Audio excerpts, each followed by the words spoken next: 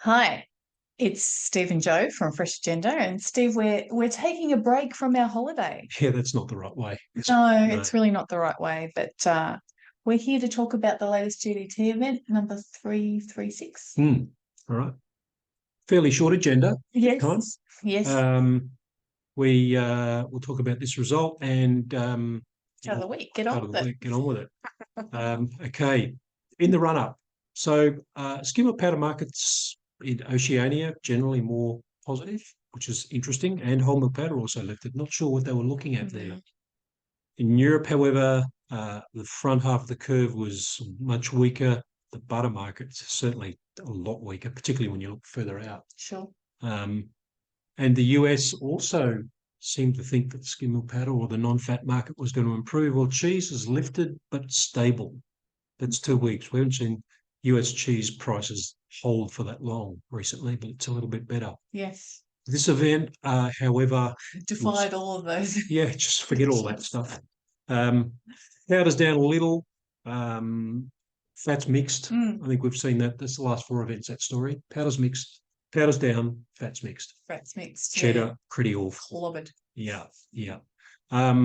So just that background, these are spot prices. Yeah, the US market improving a little, Europe not. I think the result here, though, is significant. We've got the lowest skim milk powder C2 price medium heat since May 2020 from this result. Back when we thought the world was ending.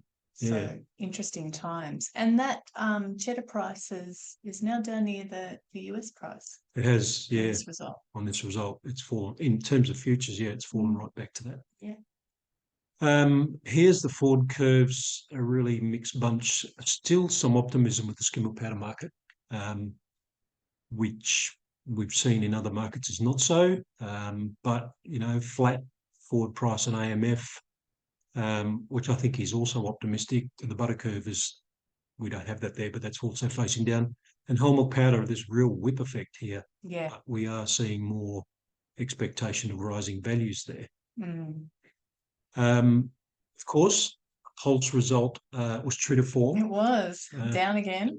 Smaller increase out of this event, though, which is also interesting. But small changes over on the left-hand side. This leaves cheddar. The thing you talked about with the cheddar price, close in the shorter term. Really, we've been talking about this for a while. Will the New Zealand price come back to the pack or come back to the US market? And it sure has, and worse than when you look at those forward prices. So, but a bit more optimism early in 24. Yeah. Right out there.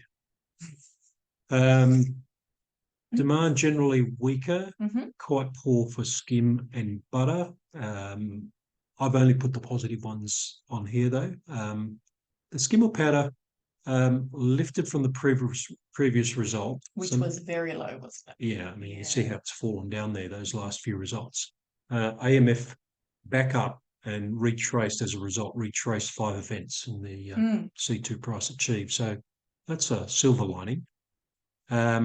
So in the buying stories, China came back a little bit in whole milk powder, still quite a weak, very low number being bought there.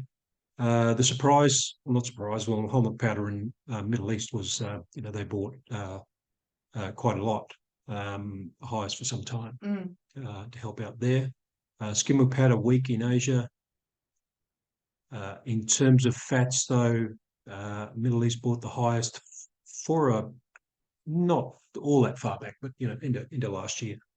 But that's a high percentage, and that we also had a higher volume of butter that went into that region. So they're taking advantage of what they think are going to be historically lower prices. Sure. Over in New Zealand, one interesting thing out of this, we've seen this number falling in the last couple of events, but that's the spot milk value out of this result, down to a bit over $7 in New Zealand currency. Watch that one. The current mid-range price estimate for Fonterra is $8. So it's daylight opening up there. Yeah. Joe, chart of the week. Chart of the week. Well, we got here quickly. Going across to Europe and just looking at this milk production growth, Steve, still growth there. A little bit weaker in the latest numbers for May. A lot of discussion about the heat and how that's going to impact Mm. milk production in the coming months. We're still really waiting to see that slow down. And of course, the end of the grain deal out of the Black Sea may also have some impact in terms of feed costs down the track. But interesting also to see some of the production numbers for May as well, Stephen, particularly that cheese production. Yeah, nearly all of the increase in the last 6 months, which is all of this year and a bit, in the last month. Yeah. So it's been tracking flat, you could say, managing, try to match the demand side.